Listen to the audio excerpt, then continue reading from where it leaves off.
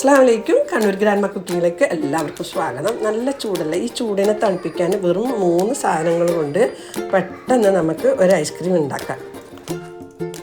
Ice cream ഉണ്ടാക്കാൻ വേണ്ടി ഞാനിവിടെ ഒരു ബത്തക്ക എടുത്തിട്ടുണ്ട്. ഇനി ഇത് മുറിച്ചെടുക്കാം. പിന്നെ ഒരു കാര്യം, എൻ്റെ വീഡിയോ കാണുന്നവരാരെങ്കിലും സബ്സ്ക്രൈബ് ചെയ്യാൻ ബാക്കിയാണോ ഒന്ന് സബ്സ്ക്രൈബ് ചെയ്യുക. തൊട്ടടുത്ത ബെൽ ബട്ടൺ കൂടി ഒന്ന് അമർത്തുക. എന്നാൽ മാത്രമേ ഞാനിടുന്ന വീഡിയോൻ്റെ നോട്ടിഫിക്കേഷൻ കിട്ടുകയുള്ളൂ.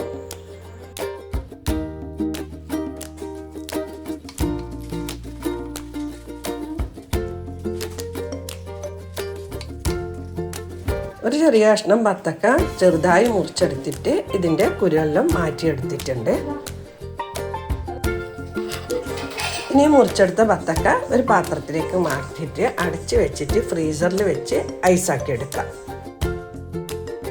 ബത്തക്ക നല്ലപോലെ ഐസായിട്ടുണ്ട്. ഇനി ഇത് മിക്സിൻ്റെ ജാറിലേക്ക് ഇട്ട് കൊടുക്കാം.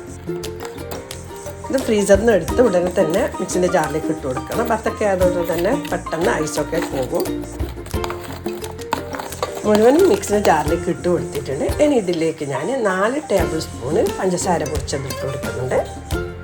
ഇനി ഇതിലേക്ക് 1.5 ടീസ്പൂണ് ചെറുനാരങ്ങ നീരും ഒരു നുള്ള് ഉപ്പും ഇട്ടിട്ട് നല്ലപോലെ അടിച്ചെടുക്കാം.